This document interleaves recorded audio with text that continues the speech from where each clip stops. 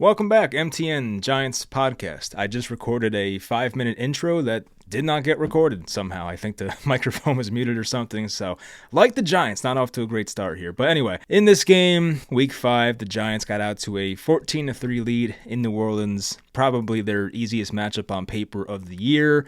And I thought if there was any chance of getting to 7, 8, 9 wins, the Giants would have had to win this game. And as we see by the final score, that was not the case. They get out to a 14-3 lead, and I believe the Saints scored 23 unanswered from that point. The second half was all turnovers. It was gross football, fumbles that got returned for touchdowns, interceptions where, I don't want to completely excuse Jackson Dart of blame, but to his credit, I think both interceptions can kind of be nitpicked, where I don't really blame him for either one, but we'll get into that. And I would say in the first quarter, when it was 14-3, I was feeling great about this, maybe not about the team, but Jackson Dart. I was like, this guy, he just has it. This guy's a winner. This guy is picking up big third downs. He had that one play where he was drifting in the pocket to his left, knew what was around him. He just goes back to the right and picks up a first down like 20 yards with his legs. And when a guy can bounce around the pocket like that and just knows what's around him and can avoid sacks, I mean, that was like some Lamar Jackson type stuff. I was like very impressed. And sure, Dart had his miscues in this game. I think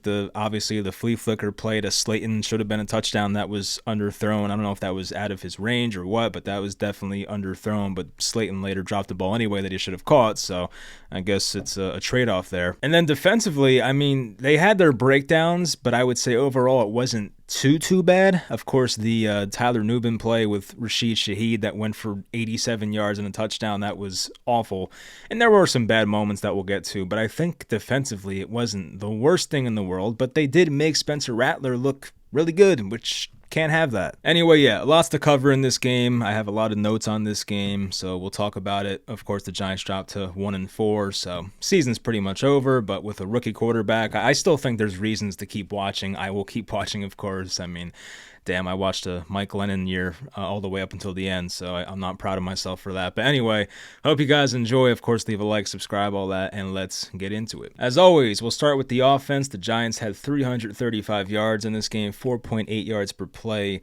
And Jackson Dart specifically, I mean, the stat line doesn't look great. 26 of 40, which is not terrible. 5 yards per attempt, 202 passing yards, 2 touchdowns, 2 picks. Only took 1 sack. I mean, I'll take that. Once again, the pocket awareness, it looks really good. I do like what I see from Jackson Dart from that perspective. Now, to defend him for the interceptions, which I will try to do. The first one was a 4th down play, where I have seen quarterbacks before. We saw one of our very own Russell Wilson do it this year against the Chiefs on the Monday Nighter. Sunday Nighter? Monday. I think it was Monday. I forget now. But anyway, I want to forget about that game. But we've seen Russell Wilson throw a ball out of bounds on 4th down. I hate when quarterbacks do that because you have nothing to lose on that play. The only thing you have to lose is you have an interception in your stat sheet, which some selfish players don't want to have that. It's the same reason some NBA players, which before this year, I know they made the rule change, some NBA players didn't chuck up half-court shots as the time was expiring because they didn't want it to go against their three-point percentage, which I get. But Jackson Dart, I give him credit because I've seen Russell Wilson do it. I've seen Derek Carr do it. I've seen Bryce Young do it. On 4th down, throw the ball out of bounds for no reason, where it's a turnover anyway. So at least Jackson Dart on the first interception, where if it's a regular 1st, 2nd, 3rd down play, he's not throwing this ball. I do not think he is. So he tries to hit the deep crosser, gets intercepted by Kool-Aid McKinstry, the first of 2, which once again I put on Twitter. That's ironic because if you watched Hard Knocks, the Giants were in on Kool-Aid McKinstry in that draft and of course didn't get him. He went like 5 picks before the Giants. And they ended up with, I think that was Tyler Nubin that year, which that so far has not looked great. I mean, you talk about 2 players on different ends of the spectrum. I mean, Kool-Aid McKinstry was awesome in this game, and then Tyler Nubin was, I think he has some Giants fans calling him the B word, which of course is bust. And then the second interception for Dart was the dig route to Beau Collins. And Beau Collins, it reminded me of what happened with Marvin Harrison Jr. a couple Thursdays ago, where he just stopped running that route on the dig, and it just was a easy interception. And if Beau Collins kept running, yeah, maybe it gets knocked away incomplete. It was a tough completion, but if you give up on the route, you're giving the defender every opportunity to just intercept it and have no, not be contested at all. And that's pretty much what happened. So I don't think these Jackson Dart interceptions were awful. I do want to use context. What I will say is awful was the fumble he lost. You cannot have that, right? He had so much time on that play. I don't know if they were only sending 3 or what. I have to go back and watch. But Jackson Dart had all day to throw, drifting to his left, trying to buy time. Okay, I get it. And then, I think he tried to switch to his left hand, and then the ball just left his hand. We've seen, I think, Eli Manning, I've seen the video of him throwing that pass, against Seattle, I think it was, and the ball slips out of his hands. But at least that was a passing attempt. I've seen quarterbacks do that before, where they go back to pass and the ball slips out. But in this case, it just looked like Jackson Dart was either transferring to his left arm or just flat out just dropped the ball. So you can't have that. Cam Jordan recovers it, which I forgot he was still in the NFL. So yeah, that was awful. I can't make an excuse for that one. But Jackson Dart, from a running standpoint, another great game on the ground. That was a big question I had after the week. I almost said week 1 because it feels like the season started when Jackson Dart made his debut. But anyway, I felt like last week when Jackson Dart ran for, 60 yards or something, I was like, is he going to repeat that? Is he going to keep that in his game? Of course, he had the hamstring injury during the week, and he practiced all week, but still, it's a hamstring injury, so you want to be careful. And I was asking you guys, is he going to run this much every game? So once again, it was 7 carries for 55 yards in this game. Of course, has the fumble loss, but it just shows you, once again, they're going to run this guy. As I said last video, a lot of times when a quarterback has his entire career, you'll see that they run the most in their first year. That's what they go to. And I think it makes sense. I mean, you have so many limited options at receiver at this point, and Jackson Dart's legs can be a real weapon, as we've seen. So it's like, hey, why not? Once again, he had that 20-yard run where he bounced around in the pocket for about 5 seconds and then took off and ran 20 yards. I mean, that was great. So it seems like the rushing is here to stay. So Jackson Dart, I think, can rush from anywhere to 30 to 70 yards per week, and it wouldn't be the most shocking thing. And even in a matchup like this, where the Giants at first were favored, then they weren't. It was supposed to be a close game, but you're going to see Jackson Dart probably run even more in matchups where teams take big leads against them. I'm trying to think what games can get out of hand. This is a perfect one. The one at Detroit in week 12, right? We might see the Lions get out to a 28-7 lead or something, and then they'll play some prevent and give up some rushing yards to Jackson Dart. I could see that happening. He might mess around and have 75, 80 rushing yards in that game. It would not be the most shocking thing. But of course, you want to see him take less hits. I don't think he took many big hits. He took 1 or 2 in this game. Definitely more last week. So he did slide more today. I was happy to see that. But as a passer, look, the interceptions, you don't want to see them in the stat sheet. But once again, context included, I don't think they were that bad. So I thought Jackson Dart, he played average in this game. I think given the circumstances, played average. Of course, the receivers at certain points let him down, whether it was the post route deep to Slayton where, it was low. He had to catch it at his knees, but still the ball was in both of his hands. He dropped it. And then, of course, Bo Collins running, or really not running the route that he should have, and stopped, and that was an interception, so can't have that. For the running backs, Cam Skattebo, not an efficient day, 15 carries for 59 yards, 3.9 a carry. His longest rush was for 9 yards. He had a lot of runs in this game where it was he'd pick up 6 or 7 yards. I don't want to do that stupid 6-7 shit, but 6 or 7 yards, and then the next play would run it again and get 3 or 4 yards and pick up a first down, and that would move the chains. I think we saw that on 2 separate occasions in this game. So he was a chain mover in this game. I like that. Of course, with Skattebo, the big knock on him in this game was the fumble lost, and that of course got returned by Jordan Howden, who I've never heard of. He returned that for an 88 or 86 yard return touchdown. And that was pretty much the game right there. Once that happened, you're thinking it's a 2-possession game. This game is cooked, because that did make it 26-14, and that ended up being the final score. So once that Cam Skattebo fumble happened, I mean, I don't know what happened on that play. He was looking at his hands and something. Maybe he wanted new gloves. I don't know. I'm watching it now. He did have the white gloves on when the fumble happened. So, volume. That's awkward. I don't think it was a gloves issue. Maybe he changed his gloves. I don't know, but he was just right on impact. He lost the ball, and it was picked up and ran back for 6. And as that's going on, you're like, that's the game. And I think the announcer for some reason was like, oh, he might have been down. I'm like, Was he? Because it looked like he lost the ball immediately, which he did. So I don't know if it was this game when the announcer said it or if it was a different game because I also had Red Zone on all day. But anyway, it could have been a better performance from the backs. There's no doubt about it. Devin Singletary, nothing much. 6 carries for 20 yards. Wan'Dale had the one run for 2 yards that picked up a first down. And Cam Skattebo on that play had a pancake block. It was awesome. So that was great to see. Receiving wise, Theo Johnson. Once again, I think with Neighbors out, that's the guy who has to step up. There's no doubt about it. They need him to, turn into something more than what he was. Even Daniel Bellinger came out the gates, had 2 nice catches right off the bat, had a drag route for a first down, had a crosser for a first down, 4 catches for 52 yards for Bellinger, which I feel like that's his most receiving yards in a long time. I don't know if it's since his rookie years in 2022, but 52 yards for Bellinger, you'll take that. Skattebo had 6 catches for 45 yards. Theo Johnson was 6 for 33, had 2 touchdowns. The first one, he was wide open. I thought Dable did a great job on the first series of play calling and the scripted plays. I thought that was great. Wan'Dale, 5 for 30. As I said last video, he has to step up more. You can't have these 4 for 20 games, 5 for 30 games. That's just not enough. Like, you need to step up and be a guy that was once drafted in the second round. Darius Slayton, that was disappointing. He caught the slant over the middle. He then fumbles it. Then we find out later he has a hamstring injury. So, yeah, that was disappointing. And he also had the drop on the deep post once again. And Darius Slayton, I mean, I saw him take a shot at the Entertainer, I think I don't know if it was a couple weeks ago, maybe like a month ago. Yeah, Darius Slayton, I can't see the Entertainer's original post. He might have deleted it, but in the reply tweet or the quote tweet, Darius Slayton said, "You can say Malik is a great player without trying to make it seem like the rest of us was bums." Wow. Which I don't think the Entertainer would say that. He's a nice guy, so I don't think he would say that. But the fact that Slayton would have a tweet like that and say, the rest of us are not bums, and then the first game without Malik Neighbors to the wide receiver group collectively play like bums. It's that's so ironic. And speaking of bums, Jalin Hyatt got 3 targets. Guess how many he caught? Same as you and I watching the video. 0. And he had one that was deep that looked like he came back to it a bit. That was nice.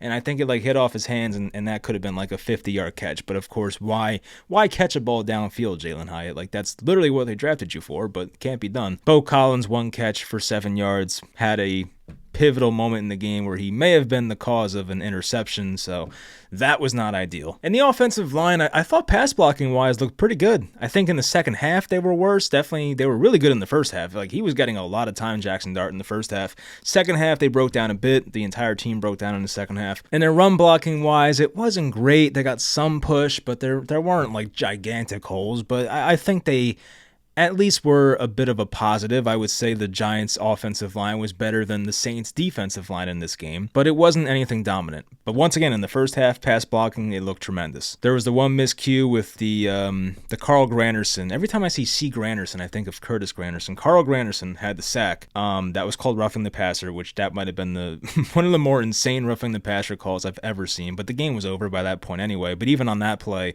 there was a miscommunication where it seemed like Andrew Thomas thought that I think it was Theo Johnson was going to pick up the uncovered pass rusher, or that was Granderson, and he just never picked him up. So he had a free rush at Jackson Dart, and that was it. So that was a sack. And defensively, before we get into the plays in my notes, let's see who stood out in this game. Muasau and Okereke, they had their tackles. They combined for 19 total. They had 11 solo tackles combined. Paulson Adebo had maybe a couple nice plays in this game, but he also had a play with Kamara where Kamara picked up a first down on an angle route, and he couldn't tackle him, or he might have got stiff armed, so that wasn't great. Tyler Nubin, not a great game. I mean, I just don't like what I see from him. He has such limited ball production throughout his career, because when the Giants drafted Nubin out of Minnesota, you're thinking, all right, this is a guy who's experienced, he's a guy that can make plays on the ball, and he just hasn't made plays on the ball at all. The guy has 0 career interceptions, and the guy has 1 pass defended in his career on Pro Football Reference, and I think that was the one that was against Tampa last year.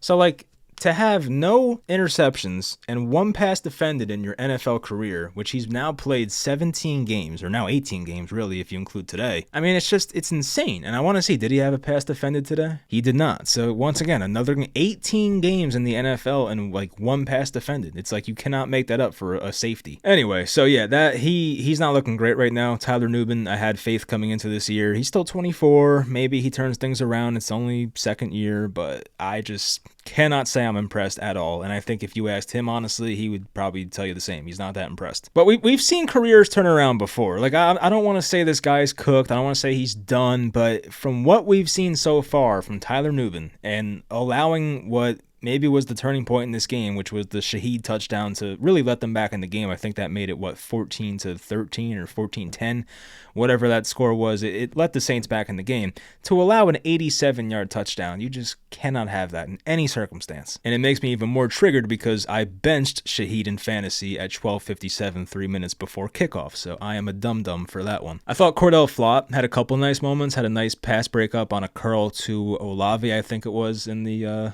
was it second half? I forget now. Brian Burns made a couple nice plays, had a tackle for loss, I remember. Also had a ball hit off his face mask that for some reason Rattler caught it and tried to throw it again, but that was a 5-yard penalty because you cannot throw the ball and catch it and then throw it again. That can't happen. Dexter Lawrence, I believe, snap count-wise, played a bit less than usual. I don't have the numbers in front of me, but just eyeballing it, he wasn't out there as much as usual. But he did have a pass breakup, I believe, Dexter Lawrence. It was on a slant, maybe like inside the 10-yard line, so the Saints were getting close to scoring, and I believe they settled for a field goal on that drive anyway, so that was a good play by Lawrence to knock that ball down. I think it was a slant to Olave, and Dexter Lawrence was able to knock it down. Abdul Carter, didn't see much of him in this game, had 4 tackles, 1 solo. Kayvon had 1 tackle for loss in this game, and I think Kayvon had a couple different pressures. Darius Alexander actually stepped up and played well in this game. I will say, he had a big play, I think in the first quarter, got some key pressure on Rattler, had a tackle for loss, and had a solo tackle as well. So I thought Darius Alexander did a good job. Deonte Banks, obviously, key penalty in this game. Didn't look great. Had 1 nice kickoff return, so we'll give Deonte some special teams credit, but you're not drafting guys in the first round to make good special teams plays. So that's it for my box score watching. Let's go to the notes now and just break down the game and some of the important plays, and we'll call this segment Mike's Notes for now. For the Giants, the game got off to a great start once again, so we're going to have a lot of positives in the notes here to start off. The opening kickoff, the Saints were down like at their own 9-yard line. So the kickoff team did a great job on the opening kickoff. And Javon Holland, who never makes plays on the ball for the Giants at least, he has in his career, but not so far with the Giants, he made a nice pass breakup in zone on Olave on a 3rd and 11. So that was a big play, forced a 3-and-out. Giants got the ball off of a punt. Bellinger caught the crosser. It looked like he might have fumbled at first. I forget if the Saints challenged this. I think they did, but he was ruled down. 3rd and 2, there was a Wan'Dale curl that got broken up by Kool-Aid McKinstry, who once again was great, but he did get there early and they called a pass interference. That was the play where, Kool-Aid basically tackled him before the ball was even catchable for Wan'Dale. So an easy call there. I saw that happen twice in the NFL today, where somebody just got blown up even before the ball got there on a curl. And that is a tough play for a corner to time that correctly. That's what makes corner so difficult, one of the many things. Bellinger this was the challenge. Yeah, now I remember this. So this was the challenge by the Saints. Bellinger was down at the 1-yard line. I think they challenged if he caught the ball. At first, I thought the challenge was maybe because after he went down, the ball it looked like it might have been fumbled. I thought maybe they were challenging if it was a touchback and the Giants would have given the ball back. I think the Saints were only challenging if he caught the ball, which he did. So that play stood, and it was a cool play formation. It was an I formation. I think they ran a play action to was it both guys? I mean, at least Singletary. He ran a play action to Singletary. And on the weak side, Bellinger leaked out, and he gave him a great ball, Jackson Dart, and he got down to the 1. Theo Johnson scores on that fake. That was another play action. He was wide open, back of the end zone. So once again, I thought the opening script plays for the Giants on offense were tremendous, so their plan was great. But then once they went off script, things got a lot worse. First play for the Saints on their second drive was an offsides, made it 1st and 15. Rattler took a deep shot to Olave, got intercepted by Javon Holland, but pass interference on Deonte Banks, of course, that took away that play. And that was the play where Darius Alexander had a lot of pressure. It was Darius Alexander and I think Kayvon were in the backfield on that play, but didn't matter because there was pass interference. Kayvon blew up a sweep to Taysom Hill, who made his first appearance from the ACL, so good to see him back. But Kayvon made a great play there. Okereke tackles Kamara on an angle route. That forced a Saints field goal, made it 7-3 Giants at that point. Giants' second drive, Dart on a 2nd and 10 dances in the pocket. That's the play I love from him. It was very Lamar-like once again, 20-yard run. Nimble in the pocket. He found Slayton later on the drive for a 16-yard pickup. That was the play where Slayton ran the drag, and Slayton was like at the end of his route on like the bottom of the screen. Usually when you're hitting a guy on a drag, you're going to hit him like right over the middle, or maybe even like a tiny bit after the middle, like maybe like the opposite hash or something. But he waited till he was pretty much at the numbers to throw that ball. And Darius Slayton, to his credit, I gave him a lot of crap earlier, but he did make a nice catch on this ball. It was a bit of a low throw. He picked it up off the ground, well, not literally on the ground, but picked it up near like his calves and was able to run it for 16 yards and a first down. We found out Justin Reed, the safety for the Saints, was ruled out with a concussion, so that once again would help the Giants passing attack, or at least you thought it would. Theo Johnson, seam route, 15-yard touchdown. It was like a back shoulder type throw. It was awesome. Like, that's the stuff you love to see. And at that point, it's 14-3 Giants, and yeah, the defense didn't look great on the first drive and the Banks penalty, but you're thinking at that point, like, man, this team, it's maybe not that bad. They're talented. They have defensive talent. Maybe the offense can get by without Malik Nabers. And then from this point on, it felt like the game just took an entire 180-degree turn, and it just did not go well after this. Brian Burns had a tackle for loss on Kendre Miller. Olave had a dig route versus Cordell Flott, picked up about 14. Rattler had a read option that picked up 11, tackled by Paulson Adebo. And Rattler's legs were definitely an issue in this game. He didn't have a big stats game rushing-wise. It was 6 carries for 21 yards, but he had like 2 separate 11-yard runs, so it made an impact. And really nobody on the Saints ran the ball well. I mean, Rattler was 6 carries, 21 yards. Kamara, 8 carries, 27 yards. Kendre Miller, 10 carries, 41 yards. Taysom Hill, 6 carries, -1 yards. Wow, that's a shame. But Taysom did have a big pass in the game later, so I'll give him that. They ran a quarterback power with Taysom Hill on 3rd and 1 on this drive. Holland had a chance to wrap him up in the backfield, but could not do it. I don't blame him. I mean, like, tackling Taysom Hill is very tough. We've seen this now for like 7 years, 8 years in the NFL. For some reason, Taysom Hill is just one of the toughest guys in the NFL to tackle, so I get it. Flott had a great pass breakup on Chris Olave. Blake Rupe made a 53-yard field goal to make it 14-6. Next drive for the Giants, Slayton had the deep chance to catch one post route. Could have went like 60 yards maybe, and of course he couldn't hang on to it, so that's a ball Slayton, of course, has to catch. Then a 3rd and 8 dump off to Singletary, only picks up a couple yards. Giants forced a punt. Then on the Saints' next drive, that was the long 87-yard touchdown to Rashid Shaheed, where Tyler Nubin got turned around in coverage. It looked like he was maybe running a post route, then took it back outside. It was a great ball by Rattler. And I heard Scott Hansen on Red Zone say that Shaheed hit 21.7 miles per hour, which was the fastest touchdown of the 2025 season so far. Like, he barely beat, forget who it was now, but yeah, he had the fastest. It might have been like Torrey Horton or something. But anyway, Tyler Nubin, rough play there. You cannot have that. I mean, 87 yards is crazy. I know Rashid Shaheed is very fast and he makes those big plays. He did it a lot last year before getting hurt, but you just can't have that. Get turned around and then you lose him completely. That was just terrible. So then it's 14-13. Scadaboo on the next drive has back-to-back runs that get first downs. That was one of those plays I was talking about where he gets like 7 yards, then picks up 4 yards, and they get a first down. Flea flicker. This play should have worked. I was pissed when it didn't happen because I had Slayton in fantasy too. So I was like, oh, nice. Darius Slayton, big touchdown. And then, of course, it gets underthrown. So I think Jackson Dart underthrew this one. I have to say it was a well-designed play. It definitely would have worked. And it seemed like a lot of Saints defenders fell for this play, and the flea flicker would have went for a long touchdown or at minimum, like once again, a 50, 60-yard gain. But Jackson Dart really did underthrow this ball, and yeah, I can't really blame Darius Slayton for that one. The Giants fake went for it on this drive. They tried to draw them off sides. The Saints, they did not bite. The Giants had the punt. Drive number 5 for the Saints. Drew Phillips had a pass interference on Chris Olave, automatic first down. Darius Alexander, that name again, had a tackle for loss on Spencer Rattler. 3rd and 13, Olave gains 2 yards. Blake Grupe misses a 52-yard field goal. Even at that point, right, it's 14-13, you're still up by 1. The Saints miss a 52-yard field goal, and you take over in great field position. You're thinking, nice, like we have a chance to extend our 1-point lead going into halftime. And then of course there was the cool sidearm throw to Scadaboo that picked up 14. He broke a tackle as well. Like, that's a Jackson Dart play that you would not see Russell Wilson make. I don't think Jameis is making that throw. Obviously the previous quarterbacks here in the last few years are not making that throw. Guys that can just throw sidearm, change their arm angle, like that's one of those examples of a quarterback that in the past here is not doing that, and I think Jackson Dart's the only Giant quarterback that's making that kind of throw. Maybe Russ. Like, I think maybe Russ, because he does have the baseball background as well. But I don't know. I feel like with Russ, it probably would not have been completed. But Scadaboo picked up 14. Great arm action there by Jackson Dart. And then Darius Slayton fumbles the ball away. It was a 9-yard catch, got returned for 27 yards, and yeah, this was a big turning point as well because, as I said, the Giants were up 1.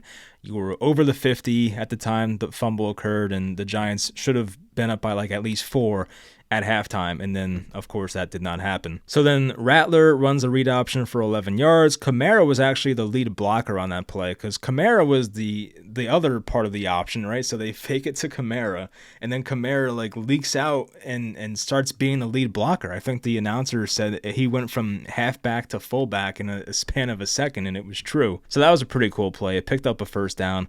Angle route to Kamara. I think this was the play where I think this was the play where Adebo got stiff-armed by Kamara and let up a first down. Adebo did have a great tackle on Kamara to keep him in bounds and keep the clock running, and the Saints had to use their final timeout, and they wasted the final play by throwing the ball out of bounds. So that was a great play by Adebo to just tackle him in bounds and keep the clock going. Saints settle for a field goal. They're up 16-14 at halftime. First Giants drive of the third quarter, there was a 3rd and 6 dump off to Scadaboo, picks up about 4 or 5 yards, made it 4th and 1. The Giants decide to go for it. It was a pretty cool formation. I think it's called a house formation. The internet's telling me it's T formation or full house. So yeah, house, I guess we can call it, whatever. House formation, full house, where it was quarterback under center. You have a wide receiver to the left. You have a running back in the backfield, the tight end next to the wide receiver. And I think of all the players in the backfield there, Wan'Dale Robinson's probably the least likely to get the ball there, so at least that was kind of smart. And then give it to Wan'Dale. Scadaboo has that pancake block, and he picks up enough yards to get the first down.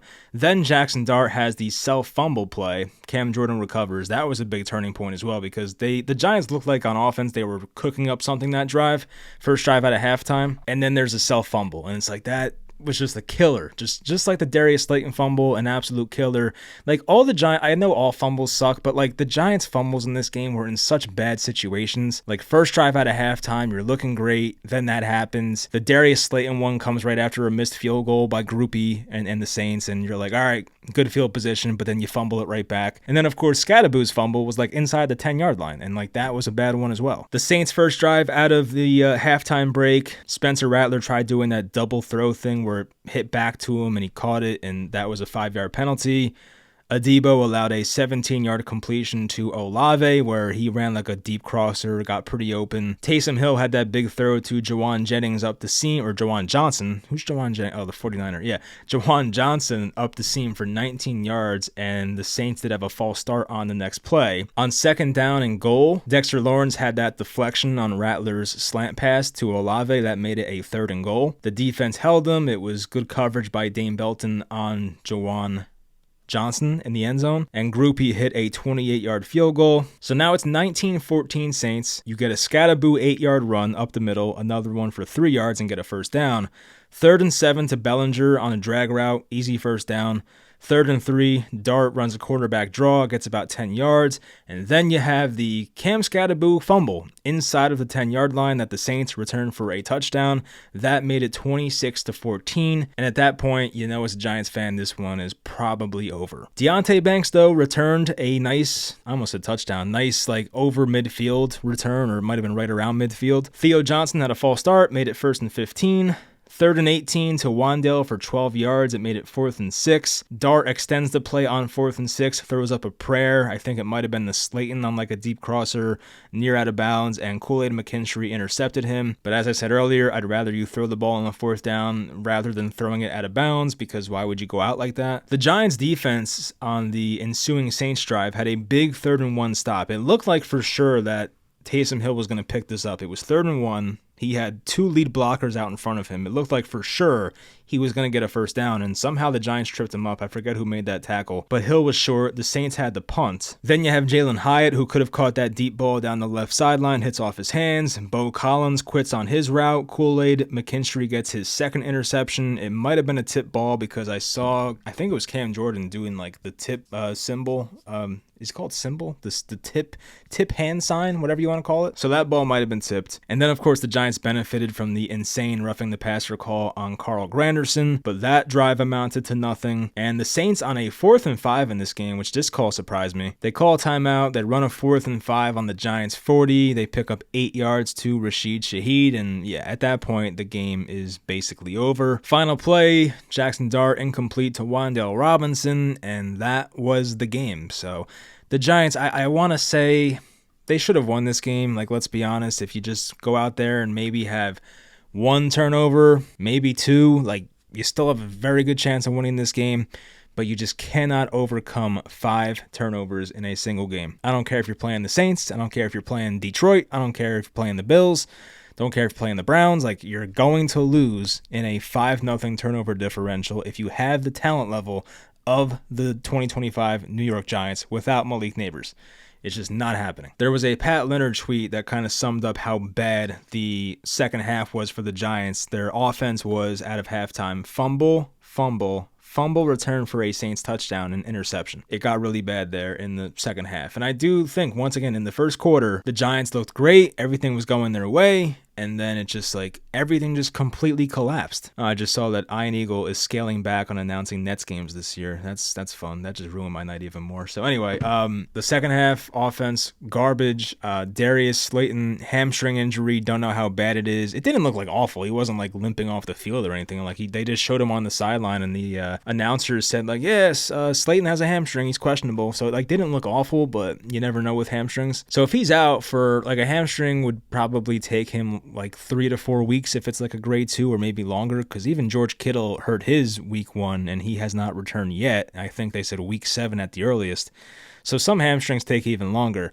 So if Slayton's out too, I mean, you're really down to nothing. It's Wan'Dale, Bo Collins, Jalen Hyatt, and I don't know, Lil Jordan Humphrey and shit like that. At that point, you would have to sign somebody or trade for somebody. And I will once again, I will say that I hope they give us Odell Beckham, because it just makes sense for both parties. It's a lost season. You have sentimental reasons for fans like myself that grew up watching Odell that would love to have him back. And the Giants have no receivers at this point. If Slayton's out for at least even a couple weeks, it's are we really going to go play the Eagles on a short week with Bo Collins and Wan'Dale Robinson and Jalen Hyatt as our leading wide receivers? It just can't happen. Now, even if they signed Odell tonight, I don't think he'd be ready to play by Thursday. He might. There's always a chance. But it's a different, playbook and whatnot. What's Isaiah Hodgins doing nowadays? I would say bring someone in that has familiarity with the playbook. Hodgins is on the Steelers, I would assume practice squad, or maybe he's on the active roster. Isaiah Hodgins is not currently on the practice squad. So I don't know if the Giants can just outright sign Hodgins right now. But there's got to be somebody else. You can't get me Isaiah McKenzie or someone like that, Paris Campbell. These guys have to be floating around somewhere. Even, what the hell's his name? Richie James. Give me Richie James. I don't care. Give me somebody. You want to get Kenny Galladay? Bring in Kenny Galladay. Don't care.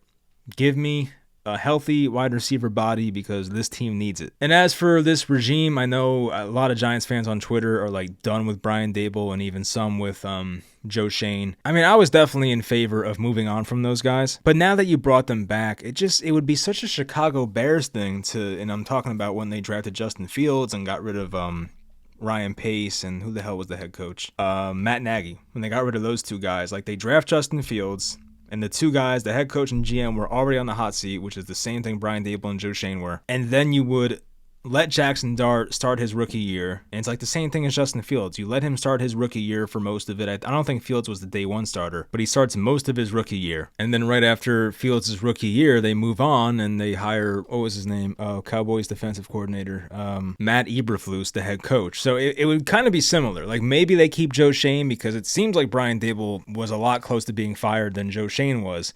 And John Mara loves Joe Schoen apparently. So if Brian Daboll's gone, which at this point seems likely, then do you keep Joe Schoen? Because I wouldn't. I've not seen enough from Joe Schoen to be like, oh yeah, he deserves to be here. He's accumulated some great talent. Like you look up and down the Giants roster, right? I'm trying to see who their best players are. I went to freaking Madden 26 ratings just to get a reminder. Who's the best guys on this team?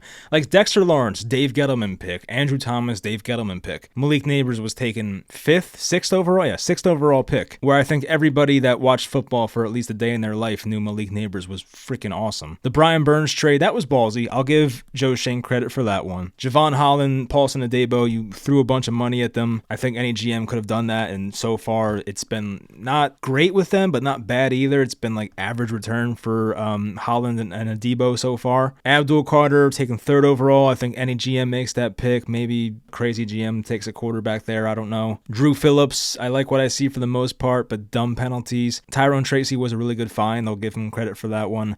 Wan'Dale Robinson was taken higher than he was supposed to be taken. Kayvon Thibodeau, probably not worth the 5th overall pick. Cam Skattebo is fun, but who knows? I think a lot of Giants fans would have taken Skattebo in the draft if they had that chance. Darius Slayton, Gettleman guy. I just no one on this roster is and even the guys that are great are Gettleman guys. Lawrence and Thomas, those are the two main guys. You have Neighbors, who, once again, top 6 pick.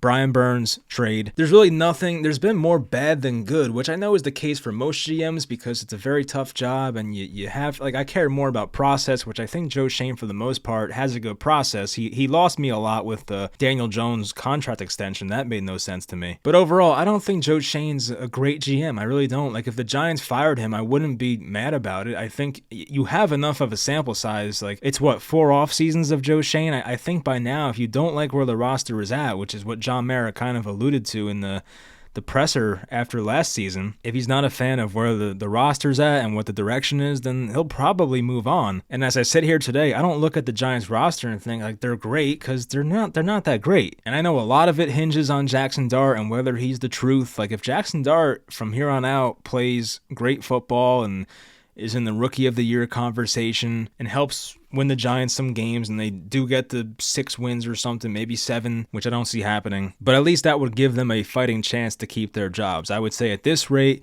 the Giants in all likelihood, they're obviously not making the playoffs. And going forward, they have that terrible schedule of Philly at home, where the Giants are hosting a Thursday night game, which I should go to that game, by the way. Maybe I will. I don't know. Don't know if the Giants are worth taking time out of your day to go watch at this point. Then you're at Denver. Then you're at Philly. You're home versus San Francisco, who should be healthier by that point. You're at Chicago, who looks good. You're home versus Green Bay. You're at Detroit. You're at New England. You're home versus Washington, who now, Washington, as I said last week, I wasn't sure where they were at. They're back. Jaden Daniels, fully healthy now. I think he's wearing a brace, but he looks healthy, and they had a great win at the Chargers this week. Then you're home versus Minnesota. Don't know what they're going to look like. I forget, did they win today? I think they lost. No, I think they won now. I forget. But anyway, whatever. At the Raiders, that's probably the Giants' next easiest game, and then hosting Dallas the final week, which maybe they're playing for a playoff spot. Who knows? But Dak Prescott's looked freaking phenomenal this year, I have to say. So going forward, yeah, there's not many winnable games.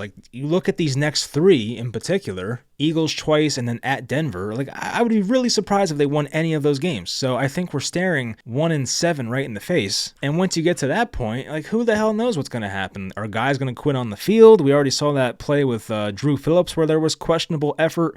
And I think that was back in the week 3 game. It was nice to win last week. It was great, but I don't know what it's going to go for. At least the Giants are not the only winless team in football, because the Jets have that title now. But you look at the schedule, and it's just tough. I don't know how they get to 5 wins. I don't see it. I think in all likelihood, they probably end with 3 or 4 wins. And I know it's not all about wins and losses, but if you're John Mara, how do you look at that? If you have a 3-win season last year and then do it again this year, or maybe you win 4 this year, a big deal. But if you essentially win 6 or 7 games in a span of 2 years, how is that enough to keep an organization or keep a regime that's been here for over 4 years now? That just would not make sense to me. You were great the first year. You made the playoffs. You weren't supposed to, but then it's a disappointing 2023. I know there's injuries to Daniel Jones, but they were shit before that anyway. Last year was just a tremendous failure on all levels. And then this year, I mean, yeah, you draft Jackson Dart, you trade up for him late in the first, and I know a lot of this year is about developing him, but wins and losses do matter too, to a degree, at least to an owner it should. And I just don't get, if you're an NFL owner, if you have a regime that's in their 4th year, if you win 6 or 7 games in a 2-year span, how you keep those guys under any circumstance. Just would not make sense to me. I know John Mara wants to be patient. I respect him for that, but I just don't know how you go forward with that, with those guys, if those are the results. I think Joe Schoen, from a process standpoint, is night and day, much better than Dave Gettleman ever was, but at the end of the day, he's not picking good enough players, and this roster is just not good enough. And maybe the coaching sucks too. I can definitely see that. I can see the Giants getting a new head coach next year, and things look a lot better. Of course, a lot of that depends on how Jackson Dart, what he turns into, but I could see a new coach and new coaches being brought in here and things looking much better. Because we know Dexter Lawrence is elite. We know Andrew Thomas is elite. Malik Neighbors, when healthy, is elite. Brian Burns, elite player. He's really good player. Javon Holland, really good player.